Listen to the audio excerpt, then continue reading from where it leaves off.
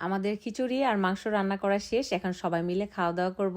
খুব ভালো লাগছে, সবাই মিলে একসাথে খাওয়ার মজাই আলাদা। আমার হোয়াইট হাউসে হোয়াইট টেবিল, খাবার পরিবেশন করে ফেললাম। এখন সবাই মিলে একসাথে খাওয়া দাওয়া করব।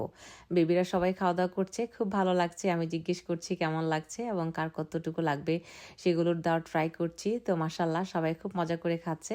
সবাই মিলেমিশে খাওয়ার মজাই আলাদা। খুব ভালো লাগে আমার সবাই একসাথে মিলেমিশে খেতে।